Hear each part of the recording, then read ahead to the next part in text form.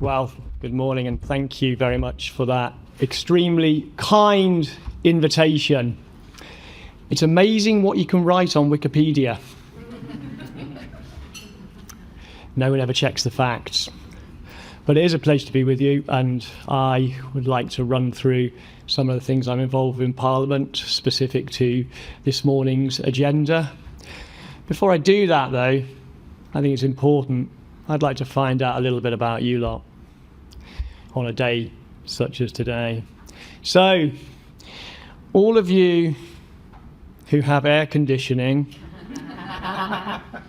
after 3, I want you to say, cool.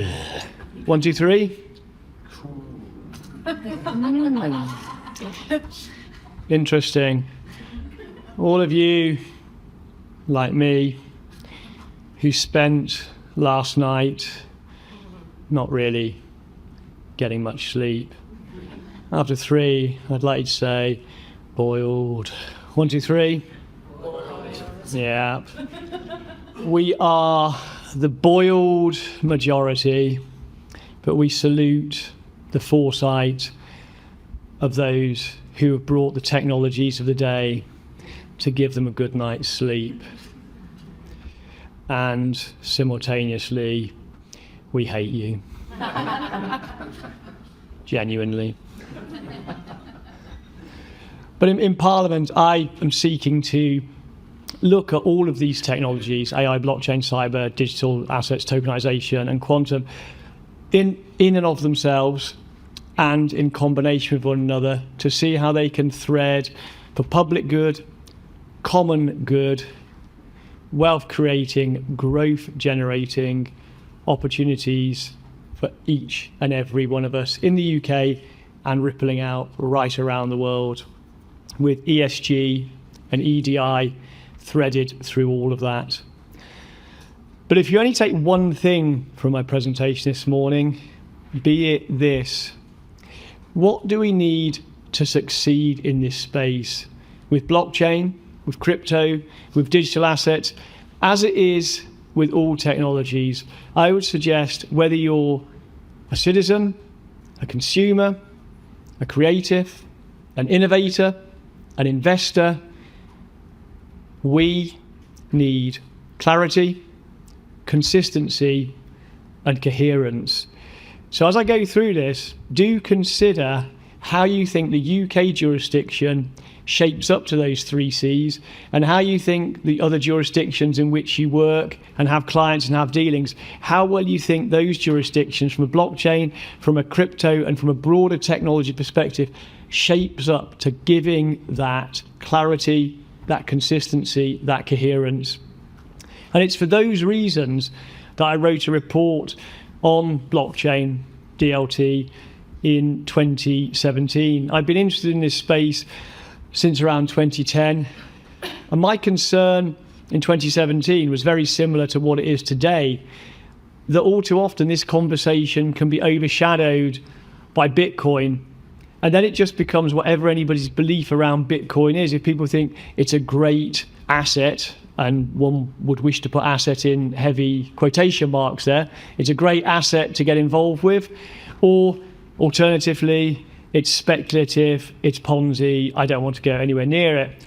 Now, it's not to say that either of those opinions on Bitcoin are in any sense helpful, but what is certainly unhelpful is if we don't break out of Bitcoin equals blockchain, blockchain equals Bitcoin, which is still so prevailing in the wider population and wider economy, then so many of the opportunities from blockchain, from crypto, not only will not be realized, they won't even get to proof stage. So I believed at that stage, as I do now, that getting the messaging right and getting that clarity of message is absolutely critical, because ultimately blockchain, crypto, tokenization, so many of the topics that are on the panels and the sessions today, they have the potential to nothing less than transform our economy, transform our society, enable us not to just do things faster, to do things in a far more sophisticated way, and for blockchain not just to be about an exchange of value, but to be a very value creator in chief. But the difficulty is, it doesn't feel like that, does it? When you consider climate crisis, energy emergency, our health systems in crisis, it doesn't feel like that.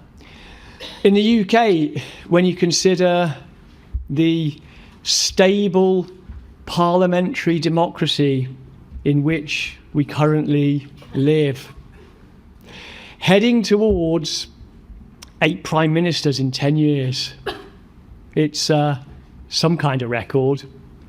But the reality is, rather than sitting back and thinking we're powerless, what can we do to deploy these technologies to get after those seismic existential issues of the day? What can we do as an individual? What can we do as an organisation? What can we do as a lawyer? What can we do as a firm? Do we just sit back? Well, let's just reframe and actually say, don't sit back, because climate crisis, energy emergency, health system pressure, there is a blockchain, there is a digital asset, there is a tokenization opportunity that we need to get after. And to do that, I think we need to smash at least one myth, one falsehood that recurs with tedious inevitability, not just in the UK, in jurisdictions around the world. And that is that you can either have innovation or you can have regulation. And it's a complete falsehood. It has no relevance whatsoever, but it recurs with tedious inevitability. And it is nothing more than the cry of the pioneer at epochs through every stage of our human society. Don't fence me in. I'm doing something which is so different, regulations can't possibly put to it. It's nonsense. And we know it's nonsense from recent activities in the UK. Think of the revolutionary fintech regulatory sandbox in 2016 that I worked on. Measure of success? Well, replicated in just shy of 100 jurisdictions around the world. Now we see the sandboxing principle in all kinds of areas. The FCA AI sandbox with NVIDIA, really interesting. The digital security sandbox, an excellent development of that principle. So we know how to do this. Go back 30 plus years to see the regulatory framework we put together in the UK around telcos, which wasn't a stifler, wasn't a stopper of innovation. It enabled the most phenomenal, transformational telco ecosystem to develop in the United Kingdom. So we know how to do this. What about legislation? People decide either we're not going to legislate when it comes to crypto, we can't, and or we won't. Again, we know how to do this. Look to the Electronic Trade Documents Act. Now, some people in the audience might be going, oh God, what's that got to do with our agenda today? Electronic trade, what? But the reality is, electronic trade itself was the outcome. The enabler, the empowerer of that legislation was technology. I variously described it as the blockchain bill that never mentions blockchain, quite right, and the most important bill no one has ever heard of. Because by deploying the criteria to enable a trade document to be held in electronic form, not available without those technologies that could assert that you are holding that document, nobody else is. Trade documents, possessory in nature, you need to be able to assert that. But to not name any technology in that bill made it both tech neutral and tech future-proof. What about Property Digital Assets Act? Again, very straightforward, a one-page bill into statute to just give legal certainty about what property rights could be attracted by digital assets. Critically important. There's much more we should do on DAOs and have a whole series of these really specific, really focused, tight statutes to give clarity, consistency, and coherence. But as well as the legislation, perhaps at least as important is the leadership and the narrative around this. There's been some good statements made consistently from our chancellors. We've had a few chancellors recently as well. Goes with the territory. And that's positive. But has that led to the narrative at every level being carefully constructed and set out? I'd suggest there's much more to be done there. And much more, not least in getting it in front of people to understand why this matters and why it must have a positive impact in their circumstances, in their lives. You don't lead with the technology. Who cares about the standards, the coding, the hardware, the stack? You don't need to care about that if you're not into that, but you need to know the value cases, the use cases, and the difference it can make to your life, not least in your interactions with the state, be you a benefit recipient or a taxpayer, opportunities with these technologies.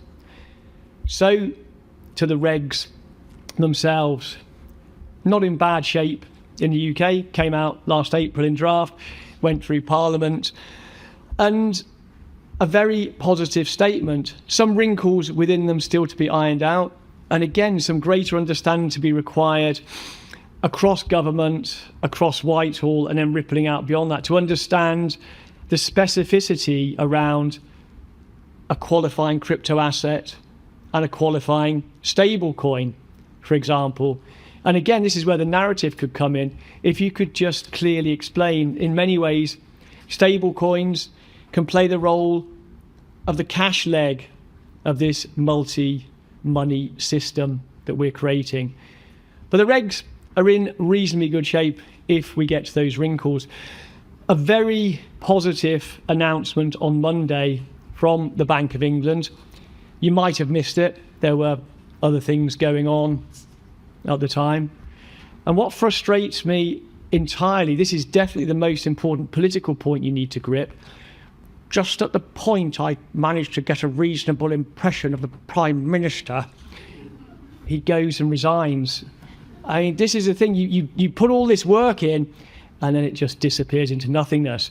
But perhaps as important as his resignation on Monday was the announcement from the Bank of England, because it has some really positive outcomes for everybody in this room.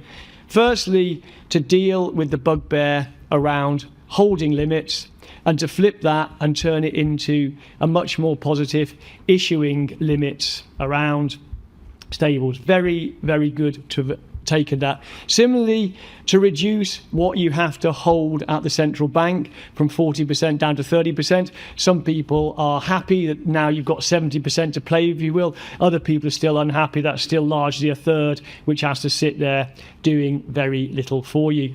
But they were significant changes on Monday, and they were positive changes. And it shows that the current government do understand the role that stables, that crypto assets have to play in the economy right now. We have to say, though, and reflect what will happen when, as it is now, we get a new Prime Minister, because I think potentially that could have a significant change. Reasons for saying it will have a significant change are how he sees the world, his political view, where crypto fits within that. On the other side, potential, and the hope is that maybe the path won't change, is because now it is pretty well set, bar a few wrinkles that need to be ironed out. We've got that track through to October 2027. So hopefully it's in good shape and he'll have other things to focus on. But it could, and it's a real issue to consider in our planning and our thinking going forward. Added to that, I think we need to look about comparators with the US, with the EU particularly.